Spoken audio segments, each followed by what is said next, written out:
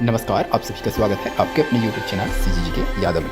तो आज की इस वीडियो में हम भारत के जो प्राचीन भारत है उससे रिलेटेड महत्वपूर्ण प्रश्न कवर करेंगे जो कि एग्जाम में पूछा हुआ है। ठीक है, चलिए तो बिना किसी देरी की वीडियो में आगे बढ़ेंगे। हर एक प्रश्न इंपॉर्टेंट है, पूरा डिटेलिंग के साथ देखेंगे। ठीक है, क्या दिया पहला प्रश्न?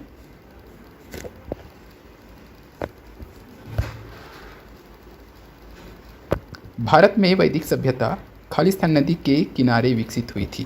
तो भारत में वैदिक जो सभ्यता था वह किस नदी के किनारे विकसित हुई थी, ये चीज़ पूछा गया है। नर्मदा दिया है, सरस्वती दिया है, तापी और गोदावरी। जिसको पता रहेगा कमेंट करके आंसर बताइएगा। ठीक है, तो इस प्रश्न का सही आंसर अगर देखें तो ऑप्शन बी हो जाएगा। याद रखिएगा, ऑप्शन बी सरस्वती। ठीक है, तो भारत में वैदिक सभ्यता का जो है सरस्वती नदी, ठीक है, सरस्वती नदी के किनारे विकसित हुआ था।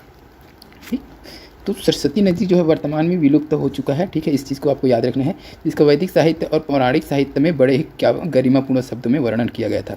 इसे सरस्वती नदी को ऋग्वेद में सरस्वती को नदी तमा, ठीक है, नदी तमा, इस नाम को याद रखना, नदी तमा। ठीक है, नदी तमा नाम दिया गया था। ठीक है, जो कि सर्वाधिक पवित्र नदी कहा गया था। ठीक है, और वैदिक सभ्यता जो है, वैदिक सभ्यता को आर्य सभ्यता भी कहा जाता है। इसको याद रखना है, किस सभ्यता को आर्य सभ्यता के नाम से जाना जाता है या फिर लौह सभ्यता के नाम से जाना जाता है। तो वैदिक सभ्यता को ही आर्य सभ्यता या लौह सभ्यता भी कहा जाता है। ठीक है, तो इसको भी आपको याद रखिएगा।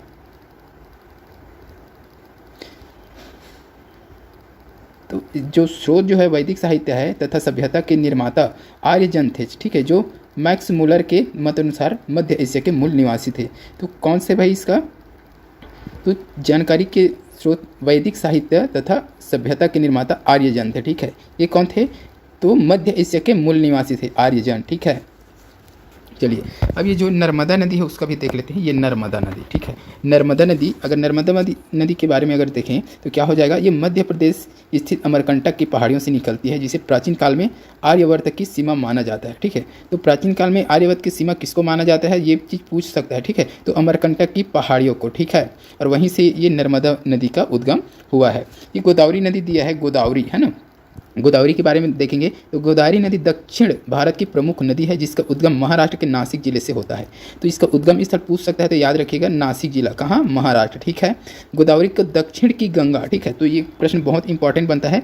दक्षिण की गंगा किस नदी को कहा जाता है, तो वो गोदावरी नदी को ही दक्षिण की गंगा भी कहा जाता है। इसको आपको याद रखना है, क्योंकि गंगा नदी के बाद भारत की दूसरी सबसे बड़ी नदी, तो पूछा जा सकता है भारत की सबसे बड़ी दूसरी बड़ी नदी है ना, भारत की सबसे बड़ी दूसरी नदी कौन सी है, तो गोदावरी नदी है। पहला कौन सा है, तो गंगा नदी है, और दूसरा अगर पूछे तो गोदावरी नदी आ जाएगा। गंगा नदी के बाद गोदावरी नदी ही सबसे बड़ी दूसरी नदी है। ठीक है, भारत में। अब एक बच गया यहाँ का ताप्ती। ताप्ती के बारे में भी देखेंगे तो ताप्ती नदी को ताप्ती नदी के नाम से जाना जाता है, तापी है ना, ये तापी नदी जो है उसको ताप्ती के नाम से भी जाना जाता है। ठीक है, जो मध्य प्रदेश के बैतूल जिले के मुलतई, ये नाम याद रखना है, मुलतई है ना, मुलतई बैतूल जिले के मुलतई नामक स्थल से निकलती है और नर्मदा नदी की तरह अरब सागर में जाकर के मिल जाती है। तो ये किस सागर में जाकर के मिलती है भाई, अरब सागर में जाकर के मिल जाती है। तो ये सभी पॉइंट आपको याद रखना है, किसी को भी पूछ सकता है। ठीक है, चलिए तो नेक्स्ट क्वेश्चन देखेंगे। हर्यक वंश का शासक अजातशत्रु किसका पुत्र था, तो हर्यक वंश का शासक कौन था भाई, अजातशत्रु। ठीक है, ये किसका पुत्र था, ये चीज़ पूछा गया है। तो अजातशत्रु किस वंश का शासक था, ये भी क्वेश्चन बन सकता है। ठीक है, तो हर्यक वंश का शासक था। ठीक है, ये किसका पुत्र है, ये आपको बताना है। उदयन दिया है, अनिरुद्ध दिया है, बिंबिसार, नागदशक। जिसको पता होगा कमेंट करके आंसर बताइएगा भाई। अजातशत्रु किसका पुत्र है, तो इसका सही आंसर हो जाएगा बिंबिसार, यानी कि ऑप्शन सी हो जाएगा। हर्यक वंशी शासक अजातशत्रु जो है बिंबिसार का पुत्र था। बिंबिसार को मगध साम्राज्य का प्रथम वास्तविक विस्तारक माना जाता है। तो एक प्रश्न और क्या बन जाएगा, तो मगध का प्रथम वास्तविक विस्तारक कौन है, तो बिंबिसार। ठीक है, इसके पुत्र अजातशत्रु ने अपने पिता का विस्तारवादी नीति को अपनाया था क्या कर दिया, वैशाली गणराज्य को भी मगध साम्राज्य का भाग बना लिया था। तो और प्रश्न क्या बन सकता है, वैशाली राज्य को मगध साम्राज्य का भाग किसने बनाया, तो याद रखना है आपको, अजातशत्रु ने। ठीक है, ये पूछ सकता है कि वैशाली गणराज्य जो था उसको मगध साम्राज्य का भाग किस शासक ने बनाया है? तो अजातशत्रु, ठीक है। कौन है ये? हर्षवंशी शासक बिंबिसार के पुत्र, ठीक है। चलिए अब एक पॉइंट यहाँ पर दिया है उदयन, है ना, तो उदयन के बारे में थोड़ा सा देखेंगे। तो उदयन जो है अजातशत्रु का क्या है भाई? पुत्र है। तो ये उदयन अजातशत्रु का पुत्र है, ठीक है, पुत्र है ना, पुत्र है, इसको याद रखें, ये अजातशत्रु का पुत्र है और ये उसका पिता है, ठीक है। ये पिता हो जाएगा और ये पुत्र हो जाएगा, ठीक है। तो उदयन अजातशत्रु का क्या है? पुत्र है, जिसने अपने पिता की हत्या कर सिंहासन प्राप्त किया। तो उदयन पूछ सकता है अजातशत्रु की हत्या किसने की है भाई? तो उसके पुत्र उदयन ने ही कर दिया था, ठीक है, राज सिंहासन के लिए। ठीक, यहाँ जानकारी के अनुसार अजातशत्रु ने ही अपने पिता बिंबिसार की हत्या कर राज्य पद प्राप्त किया था। तो ऐसा जानकारी मिलता है कि जो ये अजातशत्रु है वो भी किसका हत्या कर दिया था भाई? बिंबिसार अपने पिता का हत्या करके। चलिए अब आ गए आप कहाँ पर आ गए भाई? अनिरुद्ध आ जाइए, है ना, अनिरुद्ध। अब अनिरुद्ध कौन है? तो अनिरुद्ध जो है किसका पुत्र है भाई? तो बौद्ध ग्रंथ के अनुसार उदयन के ये पुत्र है, ठीक है, अनिरुद्ध, ठीक है। कौन कौन थे? अनिरुद्ध थे एक नागदशक, ठीक है, ये भी उदयन के पुत्र है, ये भी अनिरुद्ध, नागदशक, और एक कौन था भाई? तो मंदक, ठीक है, मंदक।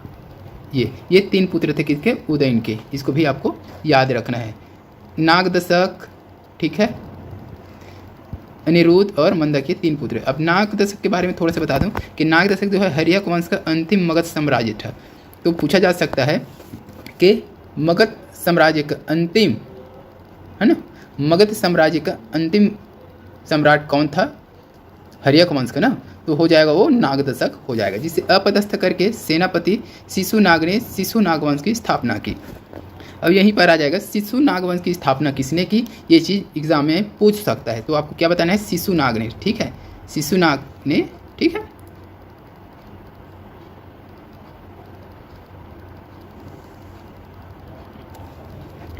कब किया था ये भी पूछ सकता है, तो 1412 ईसा पूर्व, ठीक है।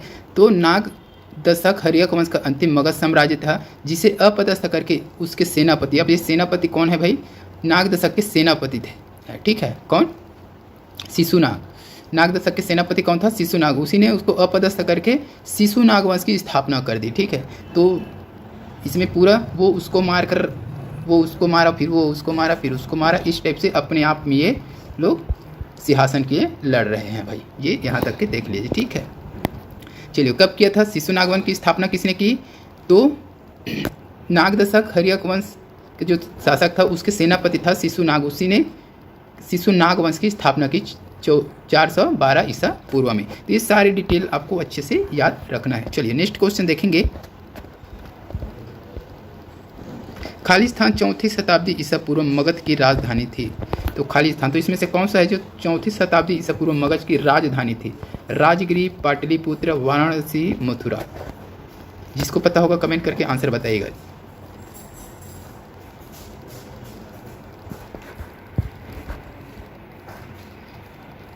तो इसका सही आंसर क्या हो जाएगा? राजगिरी हो जाएगा, याद रखना आपको, राजगिरी ऑप्शन ए हो जाएगा। तो राजगिरी 4वीं शताब्दी ईसा पूर्व मगध की राजधानी थी, ठीक है। मगध महाजनपद की स्थापना का श्रेय किसको जाता है? तो महाभारत कालीन जरासंध के पिता ब्रह्मद्रथ, ठीक है, ब्रह्मद्रथ को दिया जाता है।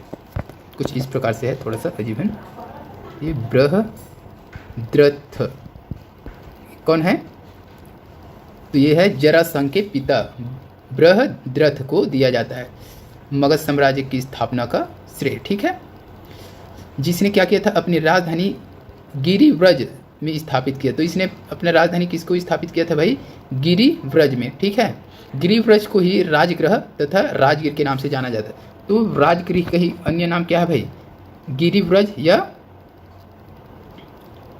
राजगीर या राजगृह, ठीक है। राजगीर या राजगृह या गिरिव्रज, ये तीनों नाम एक ही है, ठीक है। इस चीज़ को भी आपको याद रखना है।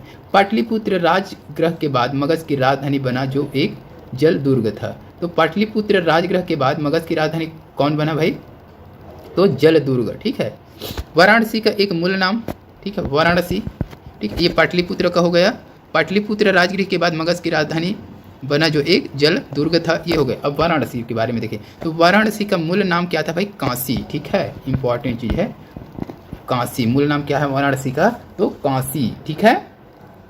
पौराणिक कथाओं के अनुसार इस परम पवित्र नगरी की स्थापना भगवान शिव ने की है, तो ऐसा माना जाता है, ठीक है। अब मथुरा की बात कर लेते हैं। तो मथुरा को जो है पौराणिक साहित्य के अनुसार मथुरा का सूरसेन जनपद की राजधानी थी। तो ये मथुरा जो है सूरसेन जो जनपद थे उसकी राजधानी थी। यह यमुना नदी के किनारे बसा हुआ प्राचीन नगर है जो कुषाण काल में अपने चरमोत्कर्ष पर पहुंचा, ठीक है। तो ये मथुरा किस नदी के किनारे, ये चीज़ पूछा जा सकता है। तो यमुना नदी के किनारे बसा हुआ है, ठीक है। मथुरा जो है ये किसकी राजधानी थी? तो सूरसेन जनपद थी, उसी की राजधानी थी मथुरा, ठीक है। चलिए नेक्स्ट क्वेश्चन देखेंगे, इंपॉर्टेंट क्वेश्चन देखेंगे। हर्यक वंश से मगध के पहले शासक खालिस्तान थे। हर्यक वंश था, उससे पहले मगध का पहले शासक कौन था? हर्यक वंश से। तो हर्यक वंश का मगध ने जब राज हुआ तो उसमें पहले शासक कौन था, ये चीज़ पूछा गया है भाई। अशोक, प्रसेनजीत, बिंबिसार, अजातशत्रु। चलिए इसका हम क्वेश्चन देख चुके हैं ना, सभी को पता होना चाहिए। क्या हो जाएगा इस प्रश्न का सही आंसर? तो ऑप्शन सी हो जाएगा, बिंबिसार, ठीक है। इसके बाद कौन आया भाई? इसके पुत्र कौन आया था? इसके पुत्र अजातशत्रु, ठीक है। तो बिंबिसार को मार करके इसके पुत्र अजातशत्रु ने फिर मगध पर राज किया, और उसको मारकर फिर उसके पुत्र ने, इस टाइप से चला था, है ना।